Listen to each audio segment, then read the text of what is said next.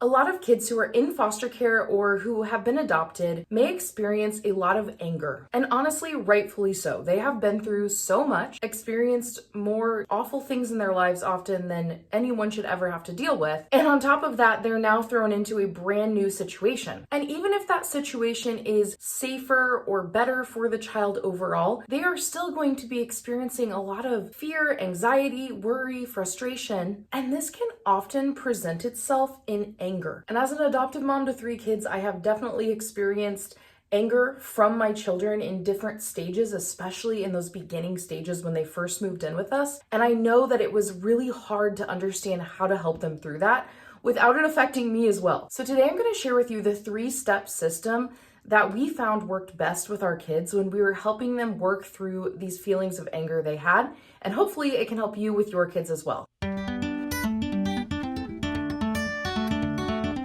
Welcome back to my channel. If you're new here, my name is Katie, and I'm a foster adopted mom to 3 awesome kids, ages 6, 9, and 13. And I'm also a foster care adoption consultant, and I work with families from all across the country to help them get started on their foster adoptive journey. And I have recently opened up some post-adoption support services as well. So if you are interested in working with me to either get started on your journey or to get some support in those early months or that first year after your child is in your home and you are struggling, I would love to walk alongside you. So you can check out the link in the description below for my website. But today let's talk about anger and anger in our kids. So when one of our children in particular was struggling with a lot of anger constantly and kind of blowing up at people and treating others badly, and it just felt like their anger was a little bit out of control, I realized I needed to come up with something to do in the moment that was quick, easy to understand, and easy to implement. And what I found, I did a lot of search on like Etsy or Teachers Pay Teachers, and I was looking for things like calm down charts or things like that. And what I found was a lot of times there were too many choices or there were too many steps involved. And I just think kids get really bogged down by that. So I came up with my own condensed version of 3 steps that we used. And I have to say, I told my therapist about it and he said that was a good strategy. So we're gonna say it's therapist approved, not officially, but you get what I'm saying. So the 3 steps that we taught our children are these. Number 1, calm down your body. Number 2, say your feelings. And number 3, come up with a solution. Now, I wanna go into each of these because we do wanna expound on this and give some examples. But I found that starting with those 3 steps and having my kids repeat those in a moment where they're not freaked out, you don't want to teach them this while they're angry. You want to teach them this in a moment of calm after the fact when things are good in a really positive way. You want to teach them those 3 steps and have them share those out loud. So we're going to walk through each one of these steps so you can get an idea of what our kids do and what has worked for us. I think the way that I've approached it is I want my kids to know that it is okay to express our feelings and we want you to express your feelings, but it's also very important to practice self-control. And so a phrase we use a lot in our household is that you can feel angry, but you cannot treat people poorly just because you feel angry about something. And so that's the mentality I bring to this very much so is it's okay to feel angry. It's good and healthy to express your anger and why you feel that way, but we have to do that in a way that shows self-control and kindness to those around us. I'm hoping that these strategies today will help you because they definitely helped us. So the first thing is calm your body. And oftentimes, calming your body means removing yourself from the situation. I know there are very mixed opinions about timeouts, especially for kids who have been in traumatic situations or who have been adopted, but we have found that timeouts have worked. And oftentimes now our kids know to put themselves in timeout, and we model that. Like if I'm getting really frustrated with one of my kids, I do this too. I say, I need to go in my room really quick and calm down my body. And they understand, and I've noticed that they have started to do that themselves, so I don't have to say, you need to go to your room to calm down. One of our kids specifically will come upstairs and I'm like, what's going on? And they're like, I need to go in my room and calm down. And I just think that's awesome that they know that they need to remove themselves from the situation in order to calm down their body so that they can get to the next steps. But I think as a parent, we have every right to remove a child from a situation and say, you need to go in your room or in this space. You can have a corner of your house for it if you don't want it to be in the rooms. You need to go here until you can calm down your body. And I don't even necessarily put a time limit on it. I sometimes will just say, when you feel that your body is calmed down and you're ready to talk, you can come back. And there have been times where one of my kids comes back and they're clearly still super mad and have not calmed down their body. They're not ready to talk in a normal way. And I say, I can tell you're not ready. You need to go back. So just know that these things happen. But I do think removing themselves from the situation is a really good thing, because it automatically de-escalates. If there's a fight or an argument going on between siblings, it keeps them apart so that no one gets hurt or says anything they'll regret saying. And one thing we've taught our kids too is when you're calming down your body, you have a lot of options for things you can do to help you. So I think the main one that people think of a lot is deep breathing and taking those deep breaths through your nose and exhaling through your mouth. And we have definitely taught that to our kids and said, it is scientifically proven to calm you down if you do this. I'm not sure they buy it, but we do try to make them aware of how breathing can help. Another thing that I have taught my kids is that counting things can really help calm you down.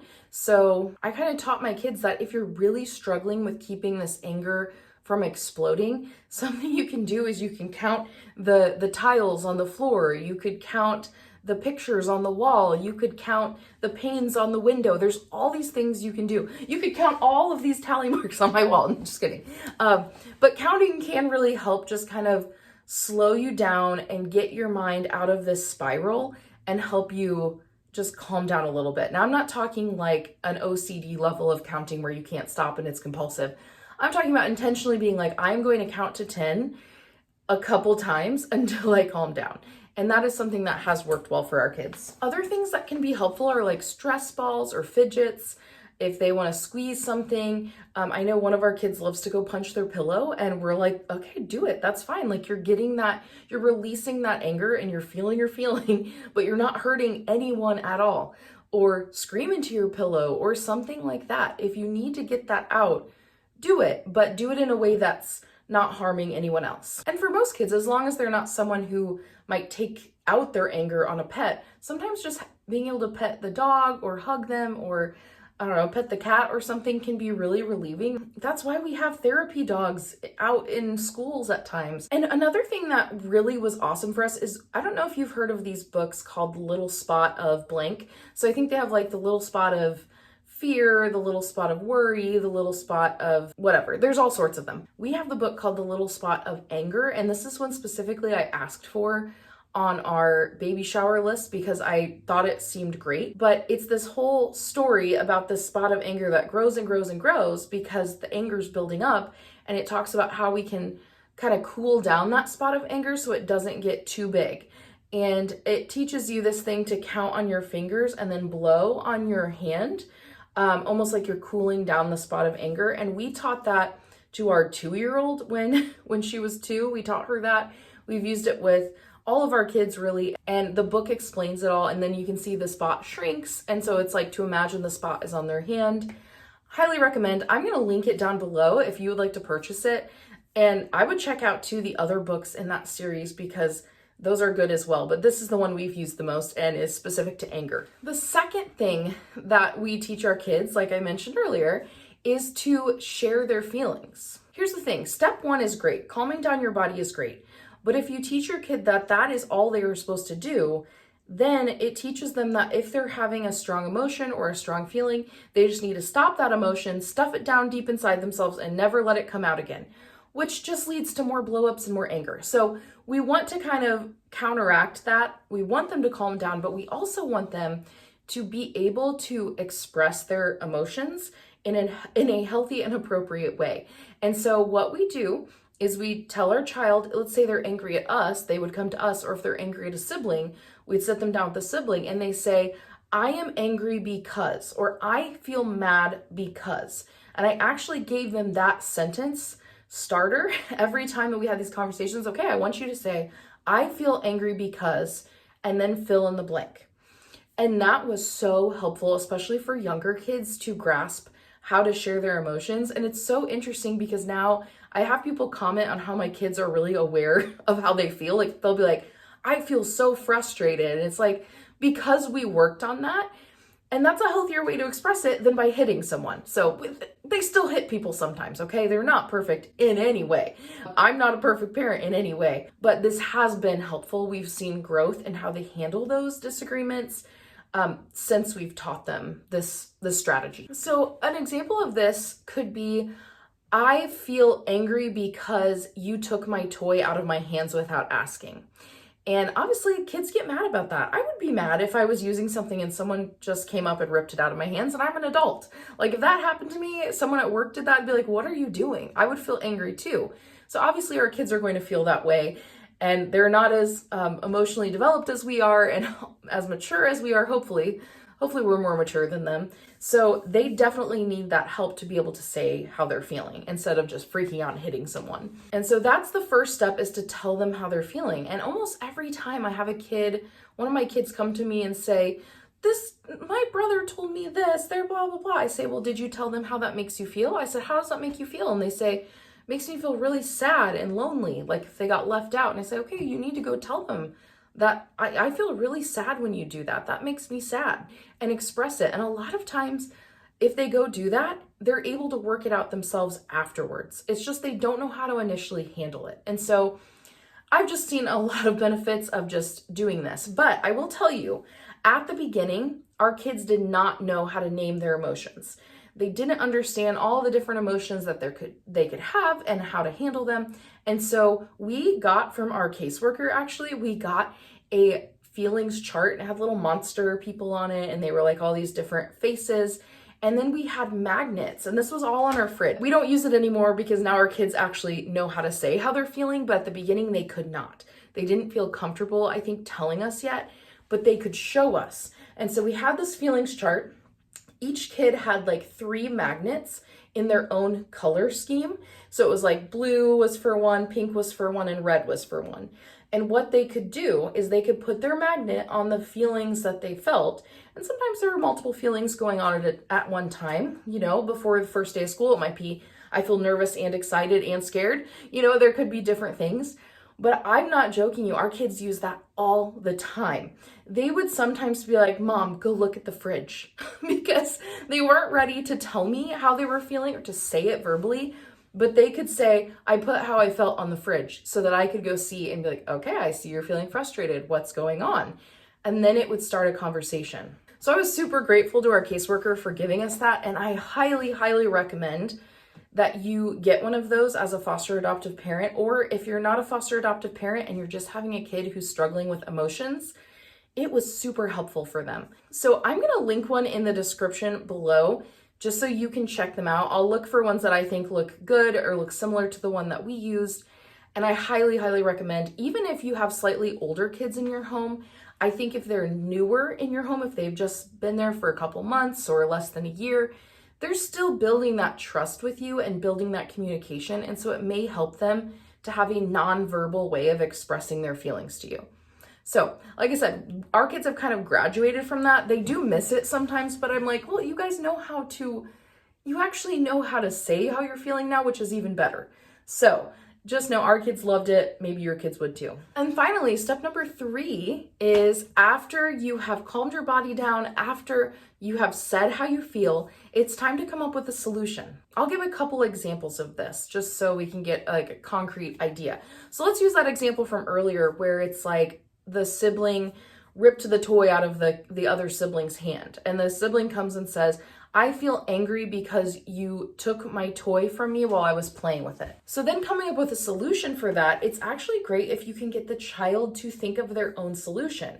So maybe the child will say something like, I'm playing with this toy now, but you could play with this other toy of mine, and then we could switch. After, we could set a timer, and after 10 minutes, we could switch and we could share the toys.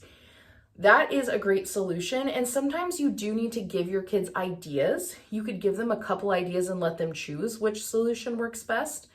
And oftentimes I will say that works. As long as there's a parent present during that conversation, usually the other kid will be like, okay, or they might be like, well, I don't want that. And you say, well, it's not fair what you did. You didn't treat them well. And they might have to apologize and things like that. But you can come up with a solution. And also there have been times where that anger was directed at me or my husband as parents. So I'm trying to think of a good example. Like maybe we have a kid who'd already had 2 snacks and we're about to eat dinner in 10 minutes and they're like, can I have another snack? And I say, no, we're about to eat dinner. But they yell, I'm so hungry, like that's not fair. And they scream at me and I might say, you need to go calm your body down and then you can come back out and talk to me. They come out, they say, I feel angry that you won't let me eat a snack because I'm so hungry and I can't wait until dinner. And I'll say, okay, well, let's come up with a compromise. So I might not want you to have, chips right now or something because you've already had several snacks like that. But let's think of a compromise of something I might be okay with you having right now that won't spoil your dinner for you. And then like my kids will be like, well, could I have applesauce or could I have a piece of fruit or something like that? And I'm like, yeah, that is a great solution. That's not going to spoil your dinner. It's healthy for you. Let's do that for sure. And so that is an example of a couple solutions that you can come up with. Obviously, this can work for so many different scenarios. We've used it for countless scenarios in our house, but it takes a little bit of creativity and you may need to help your kids come up with those solutions a lot at the beginning, and then they're going to get better at it and they're going to be able to come up with a solution that's fair to them, but is also fair to the other person. And I do think as parents, if your child is trying to come up with a solution and a compromise, unless it's just really not okay, it's good to go with that. I think it's good to teach them that in a healthy relationship, there is compromise. And it's not just you do what I say every single time and I don't care what other ideas you come up with ever. I think in those types of situations that are more harmless, it can be really good to show your kid that you care about what they're thinking and that you are kind of empowering them to realize like they can express their feelings. They can ask for things they want and it can work out. So those are the 3 steps. And, I also recommend on the parent side of things that in the aftermath, quote unquote, of the aftermath of the incident, when the child is completely calm, maybe it's been 30 minutes since the blow up, it's been an hour since that happened, you sit down with your kid and you identify with them some of the things that kind of triggered them to be so upset. So sometimes with one of my kids, it's that they were feeling really overstimulated. Maybe it was super loud where they were playing, or they were, if they were outside, people weren't listening to their ideas, or there's all sorts of things, triggers that could happen. And so we kind of try to teach them, like, how can we stop the blow up from happening by removing yourself from some of those environmental factors and calming down before it even gets to that point. And that has been really helpful for them to start to recognize the things that really get them upset and then be able to avoid them. Also, I have to say this because I think it's important to add, if during this whole situation where this child is expressing anger, if one child or another child hurts the other, physically hurts the other, or says really unkind things, or screams at them or anything, there will be consequences for that. We do give consequences as parents because we're trying to teach them that you cannot treat other people badly just because you are having a feeling. And so that is our go-to thing. And I know there are some people who disagree with that. I know there are probably some people within the adoptive community who disagree with that. But honestly, our kids have been doing pretty well and they've been getting consequences like that regularly. And so I feel like it has worked well. It has worked better than when I tried doing time ins and I tried doing all the stuff where they were just, kind of like touchy-feely stuff. I mean, what I just shared is kind of touchy-feely too. But we have to have like more firm boundaries. And so, we make the kids apologize to one another if anything like that was done.